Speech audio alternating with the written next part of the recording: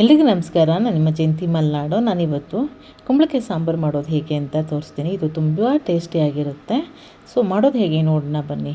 ಅದಕ್ಕಿಂತ ಮೊದಲು ನನ್ನ ಚಾನಲ್ ಯಾರಾದರೂ ಸಬ್ಸ್ಕ್ರೈಬ್ ಮಾಡಿಲ್ಲ ಅಂದರೆ ದಯವಿಟ್ಟು ಸಬ್ಸ್ಕ್ರೈಬ್ ಮಾಡಿ, ಲೈಕ್ ಮಾಡಿ, ಶೇರ್ ಮಾಡೋದನ್ನು ಮರಿಬೇಡಿ. ಸೊ ಇಲ್ಲಿ ನಾನು ಒಗ್ಗರಣೆಗೆ ಬೇಕಾಗಿರುವಂತಹ ಒಂದು ಈರುಳ್ಳಿಯನ್ನು ಕಟ್ ಮಾಡಿ ಇಟ್ಕೊಂಡಿದ್ದೀನಿ.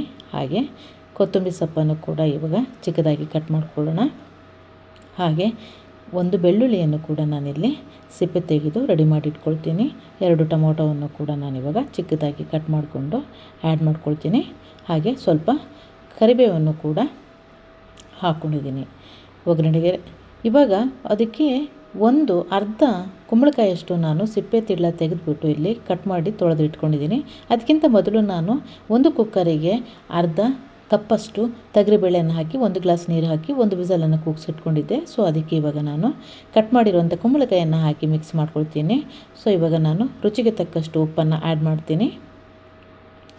ಸೊ ಹಾಗೆ 1 ಸ್ಪೂನಷ್ಟು ಅಚ್ಚ ಖಾರದ ಪುಡಿಯನ್ನು ಆ್ಯಡ್ ಮಾಡ್ಕೊಳ್ತೀನಿ. ಹಾಗೆ ಸ್ವಲ್ಪ ಜೀರಿಗೆ ಮತ್ತು ಅರಿಶಿನವನ್ನು ಆ್ಯಡ್ ಮಾಡಿಕೊಂಡು ಇದನ್ನು ನೀವು ಚೆನ್ನಾಗಿ ಮಿಕ್ಸ್ ಮಾಡಿಕೊಂಡು ಇಲ್ಲಿ ನಾನು 1 ಸ್ಪೂನಷ್ಟು ಸಾಂಬಾರು ಪೌಡರನ್ನು ಕೂಡ ಆ್ಯಡ್ ಮಾಡ್ತಾಯಿದ್ದೇನೆ. ನೀವು ಸ್ವಲ್ಪ ನೀರನ್ನು ಹಾಕಿ ಇದನ್ನು 1 ವಿಸಲನ್ನು ಕೂಗಿಸ್ಕೋಬೇಕಾಗತ್ತೆ. ಸೊ ಇಲ್ಲಿ 1 ಸರಿ ಬೆಂದಾದಮೇಲೆ ನಿಮಗೆ ಕುಂಬಳಕಾಯಿ ಸ್ವಲ್ಪ ನೀರು ಬಿಟ್ಕೊಳ್ಳೋದ್ರಿಂದ ಜಾಸ್ತಿ ನೀರನ್ನು ಆ್ಯಡ್ ಮಾಡಬೇಡಿ. ಒಂದು ಅರ್ಧ ಗ್ಲಾಸ್ ನೀರನ್ನು ನೀವು ಹಾಕ್ಕೊಂಡ್ರೆ ಸಾಕಾಗತ್ತೆ.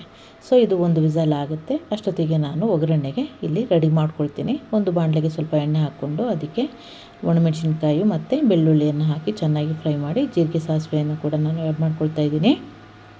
ಹಾಗೆ ಸ್ವಲ್ಪ ಕರಿಬೇವನ್ನು ಹಾಕ್ತೀನಿ. ಕೊತ್ತಂಬರಿ ಸೊಪ್ಪನ್ನು ಕೂಡ ಹಾಕಿ ಚೆನ್ನಾಗಿ ಫ್ರೈ ಆದಮೇಲೆ ಇದಕ್ಕೆ ನಾನು ಕಟ್ ಮಾಡಿರುವಂಥ ಆನಿಯನನ್ನು ಕೂಡ ಹಾಕಿ ಇವಾಗ ಇದು ಸ್ವಲ್ಪ ಫ್ರೈ ಮಾಡಿಕೊಳ್ಳೋಣ. ಅದಾದಮೇಲೆ ಕಟ್ ಮಾಡಿರುವಂತಹ ಟೊಮೊಟೊವನ್ನು ಕೂಡ ನಾನು ಹಾಕಿ ಇವಾಗ ಚೆನ್ನಾಗಿ ಫ್ರೈ ಮಾಡ್ಕೊಳ್ತೀನಿ. ಅಷ್ಟೊತ್ತಿಗೆ ನಾನು ಇಲ್ಲಿ ಒಂದು ಅರ್ಧ ಲಿಂಬೆಹಣ್ಣಿನ ಗಾತ್ರದ ಹುಣಸೆ ಹಣ್ಣನ್ನು ನೆನೆಸಿಟ್ಕೊಂಡಿದ್ದೆ. ಸೊ ಅದು ಕೂಡ ಇವಾಗ ನಾನು ಇದಕ್ಕೆ ಹಾಕಿ ಒಗ್ಗರಣೆಗೆ ಹಾಕಿ ಮಿಕ್ಸ್ ಮಾಡಿಕೊಂಡು ಒಂದು ಕುದಿಯನ್ನು ಬರೆಸ್ಕೊಳ್ತೀನಿ.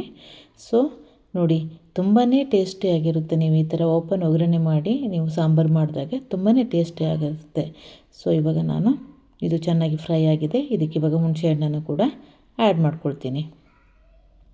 ಸೊ ಇದು ಒಂದು ಕುದಿ ಬಂದಮೇಲೆ ನಂದು ವಿಸಲ್ ಕೂಡ ಇವಾಗ ತಣ್ಣಗಾಗಿದೆ. ಸೊ ಅದನ್ನು ಕೂಡ ನಾನಿವಾಗ ಇದಕ್ಕೆ ಮಿಕ್ಸ್ ಮಾಡ್ಕೊಳ್ತೀನಿ. ಸೊ ನೋಡಿ ಎಷ್ಟು ಚೆನ್ನಾಗಿ ಬಂದಿದೆ ಅಂತ. ಸೊ ನಾನು ಯಾವಾಗಲೂ ಕೂಡ ಈ ಥರ ಓಪನ್ ಆಗಿ ನಾನು ಒಗ್ಗರಣೆ ಮಾಡ್ಕೊಳ್ಳೋದು. ಸೊ ಕುಂಬಳಕಾಯಿ ಸಾಂಬಾರಂತೂ ತಿನ್ನಲಿಕ್ಕೆ ತುಂಬಾ ಟೇಸ್ಟಿಯಾಗಿರುತ್ತೆ. ನೀವು ಕೂಡ ಒಂದ್ಸರಿ ಈ ಥರ ಟ್ರೈ ಮಾಡಿ. ಅಂದರೆ ನನ್ನ ಚಾನಲನ್ನು ಸಬ್ಸ್ಕ್ರೈಬ್ ಮಾಡಿ ಅದನ್ನು ಮರಿಬೇಡಿ. Thank you.